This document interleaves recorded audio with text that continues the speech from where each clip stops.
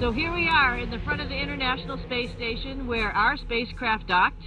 Just to reorient you a little bit, this is the JEM, the Japanese laboratory, on the right-hand side, or the starboard side, Navy term. This is the ESA module Columbus on the... Oh, I got that wrong, didn't I? I'm facing the wrong way. That's the starboard side, the right side, and the JEM is on the left side, the port side. But let's go forward into Starliner, where there was a little bit of action the other day. So I'm going to lead you down through the PMA 2 into Starliner. All right, going in through the IDA, the docking adapter, and then into the spacecraft. Here we are.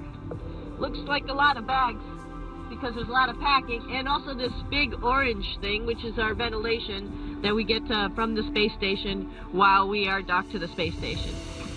Here we are in the front, sitting in the cockpit.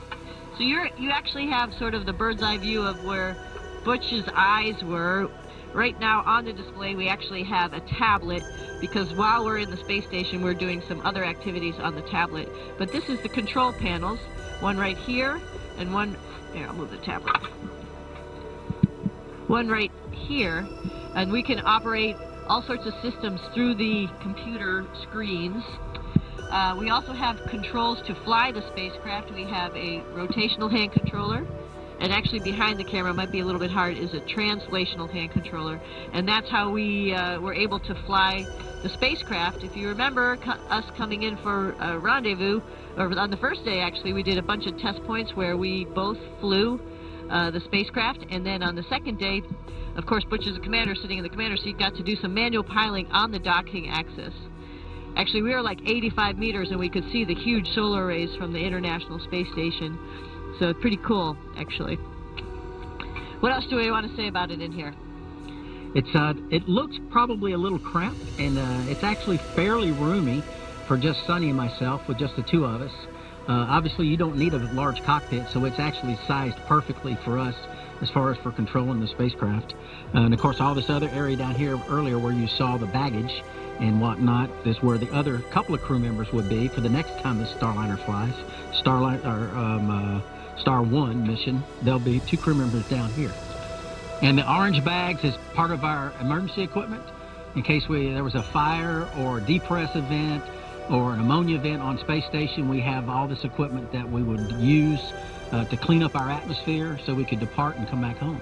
So all this is planned ahead of time and trained ahead of time, and there's a lot of effort by a lot of folks to get us ready and get all this equipment here and get it prepared.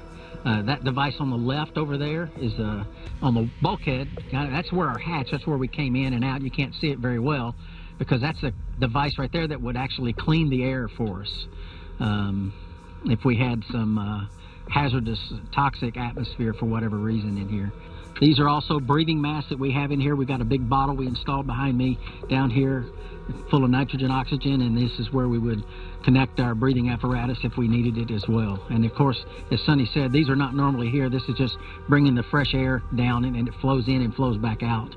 And that's what how all that works. All right, so this is Saturday. So as you see a vacuum cleaner here, like most people clean their homes, we have to clean the space station as well. So we've been scurrying around. A lot of the crew has been doing various things, vacuuming and taking care of stuff. And when it's all completed, of course, all this will be put away and be ready for the work week. Awesome. Awesome, and thank you so much for paying attention. Thank you for being with us. And Butch and I are, again, so honored to be part of this crew. Procedures for hatch opening. We're expecting that to come around 2:20 p.m. Central Time. It would be followed shortly by a welcome ceremony.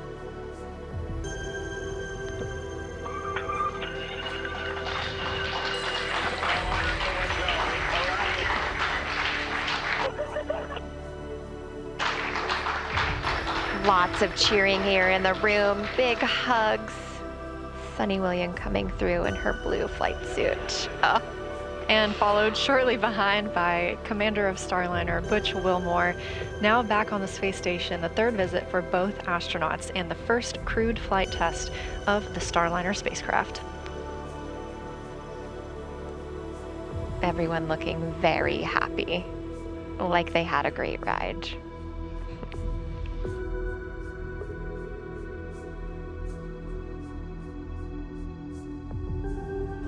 Butch, Sunny, we are glad to see them all here in International Space Station, and we want to congratulate the whole team in different mission control center for launch, for docking, and of the end, we are very happy. Indeed. Yeah, we are thrilled as well. I'm not sure we could have gotten a better welcome. I mean, we had music, we had Matt was dancing. It was great. What a wonderful place to be. Great to be back here. It feels like, I mean, well, obviously, Sunny and I have been gone for a little while, but it's very familiar. There's only one problem. Matt is in my crew quarters. So I don't know what we're going to do about that. But, hey, thank you all for the great welcome. Yeah, and I just want to say a big thanks to family and friends who've lived this for a long time. And I think you're glad we're not with you anymore. And we have another family up here, which is just awesome. Like Butch said, it was such a great welcome, little dance party, and that's the way to get things going. And we're just happy as can be to be up in space, one in Starliner, on an Atlas V, and then here on the International Space Station. It just doesn't get much better.